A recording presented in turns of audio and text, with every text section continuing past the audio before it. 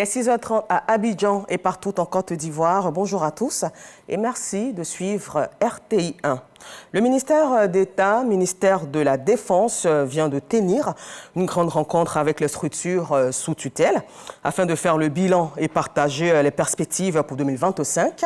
On note des avancées significatives enregistrées au sein des armées et de la gendarmerie qui ont permis de renforcer le climat de paix en Côte d'Ivoire. Et pour le ministre d'État Téné Birahima Ouattara, les acquis ont été possibles grâce à la vision éclairée du président de la République Alassane Ouattara, chef suprême des armées. Le commentaire est signé Walter Amadou Ouattara. Cette rencontre avec les acteurs du cabinet ministériel, l'administration centrale, les grands commandements et le personnel permet aux responsables des structures sous tutelle du ministère d'État, ministère de la Défense, de faire le point des avancées enregistrées en 2024 pour le compte des armées et de la gendarmerie nationale. L'honneur est revenu au général de brigade Sako Issa de porter la parole de la Grande Muette. Monsieur le ministre d'État, sous la haute autorité de son Excellence Monsieur le Président de la République, chef suprême des armées, vous avez permis aux forces armées de Côte d'Ivoire de retrouver leur unité et leur dignité. Votre leadership inspirant et votre dévouement à la cause de notre nation sont pour nous une réelle source de motivation qui consolide notre engagement pour une Côte d'Ivoire de paix et de sécurité. Félicitant l'ensemble des forces armées de Côte d'Ivoire pour le travail abattu, le ministre d'État, ministre de la Défense, Téné Birahima Ouattara, est revenu sur les grandes orientations fixées par le président de la République, Alassane Ouattara. Entre autres, l'amélioration des conditions de vie et de travail, le renforcement des capacités opérationnelles de nos hommes, la protection des populations et la sécurisation de leurs biens, la défense du territoire national et la lutte contre les menaces actuelles qui sont le terrorisme, la grande criminalité, l'otage illégal et la piraterie maritime. Le ministre d'État annonce également des projets. L'acquisition d'aéronefs et de systèmes de surveillance nous permettront très bientôt de contrôler notre espace aérien et faire face à tout franchissement de nos frontières terrestres. J'ai instruit mon cabinet afin de prendre toutes les dispositions pour la mise en place d'une commission devant proposer dans le plus bref délai un projet de loi de programmation militaire 2025-2030. 2025 enregistrera des élections. Année aussi exigeante au plan sécuritaire que 2024, les forces armées se sont engagées à jouer pleinement leur partition. Et la Côte d'Ivoire, à travers la Commission nationale de lutte contre la prolifération et la circulation illicite des armes légères et de petit calibre, vient de recevoir de la part du Canada un conteneur conçu spécialement pour la sécurisation des armes saisies et volontairement déposées. C'est une action à l'actif de l'organisation non gouvernementale canadienne, ONG MAG. Le général Aboubacar a reçu symboliquement la clé ce jeudi 6 février 2025 au sein du ministère de l'Intérieur et de la Sécurité. Elle intervient après une série de formations sur la gestion et le stockage des armes saisies. Un autre conteneur du même type est prévu pour être remis à la gendarmerie nationale. Le reportage complet de Walter Amadou Ouattara et Zakaria Traoré dans nos prochaines éditions. Ce mercredi 6 février, 5 février 2025, le ministère de l'Éducation nationale et de l'alphabétisation a lancé la 12e édition des journées carrières dans la ville d'Aboisseau. Les journées carrières visent à offrir des opportunités d'orientation professionnelle à travers des rencontres avec des professionnels de plusieurs secteurs d'activité afin de lutter contre l'échec scolaire. Sephora Zigui. Aboisseau, la région du Sud Comoé est le théâtre du lancement national de la 12e édition des journées carrières. Ces élèves en classe d'examen pour la plupart sont en quête de repères et c'est le lieu idéal pour eux de s'informer. J'ai pu trouver des écoles, l'université Félix Houphouët-Boigny par exemple, nous offre de bonnes opportunités ils ont un concours après le bac, ça peut bien nous aider. Les journées carrières ont pour but de rapprocher les jeunes des métiers et des formations professionnelles. Le thème de cette année est centré sur les métiers du droit et de la justice, un secteur stratégique pour l'insertion professionnelle des jeunes Ivoiriens. Les métiers du droit et de la justice offrent une grande diversité de carrières et de spécialisations dans des domaines variés, droit de l'homme, droit de l'environnement, droit international et j'en passe.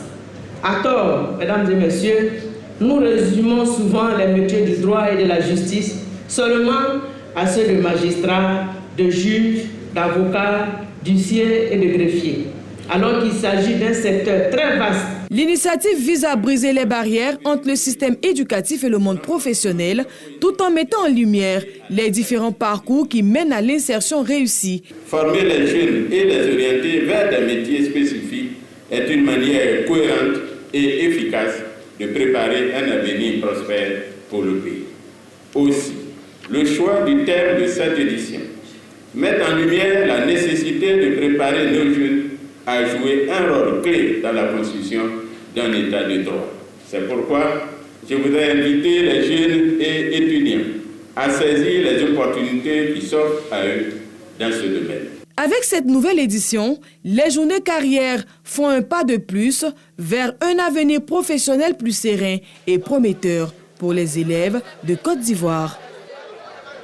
Et pendant 5 jours, opérateurs économiques marocains et ivoiriens vont explorer les opportunités d'affaires et nouer des partenariats d'investissement et d'échange d'expertise.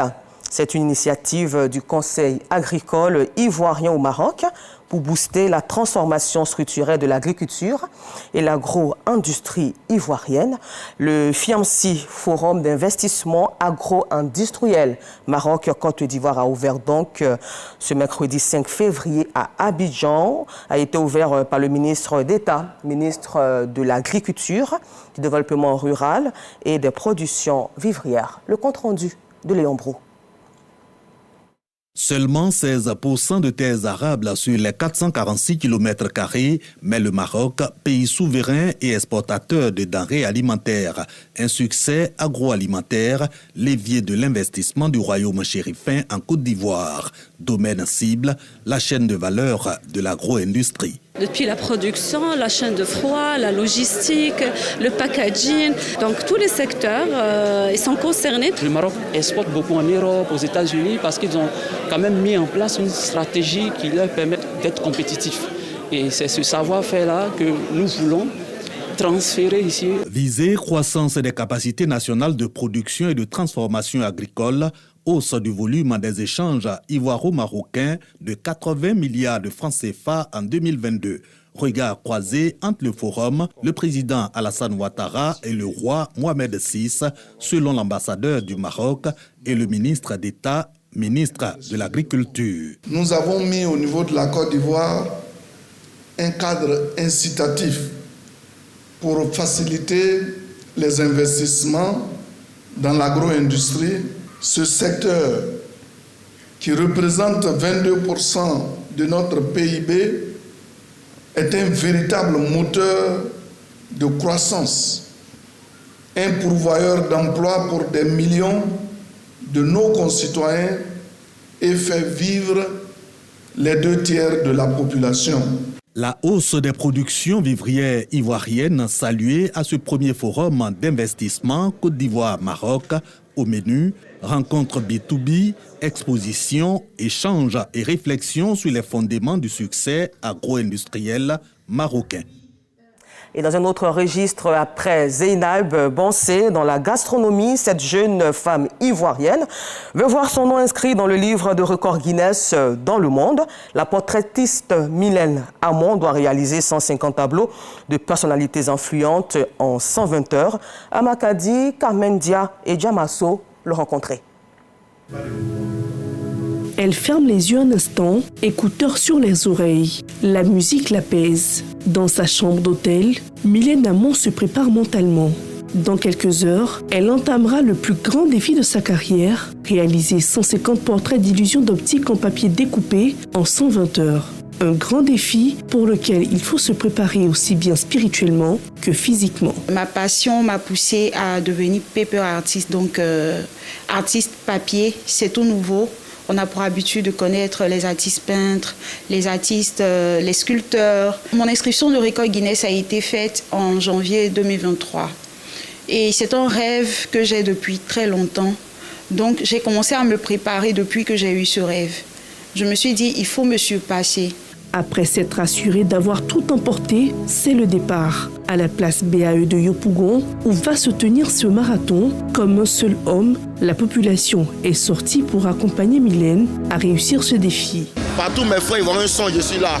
Je supporte la Côte d'Ivoire. S'il y a quelque chose où c'est le nom de mon pays qui est devant, je suis là. Drapée du drapeau ivoirien, elle fait son entrée dans son box de création, une pièce aménagée spécialement pour cette performance. Les pinceaux sont prêts, les toiles aussi. Des témoins choisis par un huissier de justice sous l'instruction du World Guinness Records sont aussi présents pour superviser le défi. Le premier portrait prend vie sous ses mains. Sur cette toile, le portrait du président de la République, Alassane Ouattara. Je tiens à mettre en valeur nos ressources humaines ici en Côte d'Ivoire. Donc, on va déjà rendre hommage au président de la République, à tous les présidents de la Côte d'Ivoire. Il y aura aussi des portraits hommages des personnes qui ont vraiment impacté positivement dans chaque domaine d'activité ici même en Côte d'Ivoire. Au-delà du record Guinness qu'elle vise, l'artiste ivoirienne veut donner un sens humanitaire à cet exploit. Les tableaux réalisés seront vendus aux enchères. Les fonds serviront à soutenir la cause des enfants atteints du cancer. Pendant 5 jours et 5 nuits, Mylène Amon devra maintenir un rythme effréné. Chaque portrait doit être unique, réalisé en un temps limité, et ce sera avec le soutien du public et d'autres artistes peintres venus pour l'occasion. C'est un éveil de conscience. Il faudrait vraiment qu'on essaie de saisir des opportunités à l'échelle mondiale, je dirais même pas en Afrique, mais à l'échelle mondiale. Qui participe à un record Guinness peut aller partout dans le monde pour vendre ses tableaux, par exemple, comme moi. Moi, je compte vendre mes tableaux à l'extérieur. Lorsque j'ai appris qu'elle voulait faire ce marathon de 150 portraits en 5 jours, je me suis dit, il faut que je puisse participer. En lui montrant mon soutien, en lui faisant un dessin d'elle. Tout au long de cette performance, Mylène Amon pourra compter sur le soutien sans faille des Ivoiriens, personnalités politiques, artistiques, figures influentes et anonymes se succèdent pour l'encourager. En seulement 24 heures, ce sont déjà plus de 29 tableaux qui ont été réalisés. Plein succès à toi, Mylène Amon. Et pour la paix en Côte d'Ivoire, l'OFAPSI, Organisation Femmes, Amour et Paix de Côte d'Ivoire, a effectué sa première sortie.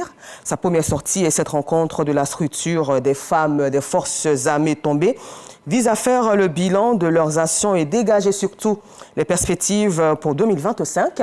En cette année électorale, l'OFAPSI a saisi l'occasion pour annoncer des caravanes de sensibilisation pour des élections apaisées. Le compte-rendu est signé Jean-Marc Djadji. Elles sont en majorité des veuves, épouses des corps d'armée, militaires, gendarmes, policiers, douaniers, eaux et forêts et d'autres corps paramilitaires tombés sur les champs d'honneur. Aujourd'hui, ces femmes ont décidé de s'affirmer au sein d'une association connue sous le nom de OFAPSI, Organisation Femmes, Amour et Paix de Côte d'Ivoire. Pour leur première sortie en cette année 2025, cette structure féminine de solidarité et d'entraide fixe ses objectifs. Ces femmes s'engagent à jouer leur partition à travers des sensibilisations pour la paix en cette année électorale. Je vais mettre les membres en mission pour aller parler véritablement de la paix. Parce que sans la paix, là, nous qui avons vécu, qui a eu nos maris qui sont tombés dans les différentes crises, on sait comment on a élevé nos enfants, on sait comment est-ce qu'on a vécu la chose. Donc nous, on doit prôner la paix. C'est pourquoi notre association, c'est amour et paix. Parce que si tu n'aimes pas ton prochain, tu ne peux pas faire la paix avec lui. Donc nous voulons prôner l'amour, la paix. L'OFAPSI a vu le jour en janvier 2023 et totalise déjà plus de 200 membres à travers le pays. En perspective, la création de centres gastronomiques d'ici 2026 ainsi que la construction d'une unité de transformation de produits alimentaires. Et puis terminons ce temps d'information hors de nos frontières où ce vendredi s'ouvre à Dar es Salaam, en Tanzanie, un sommet conjoint entre la communauté d'Afrique de l'Est et la conférence de coordination pour le développement de l'Afrique australe sur la crise dans l'Est de la RDC. Les organisations régionales d'Afrique de l'Est et d'Afrique australe avaient jusque-là mené des processus de paix parallèles.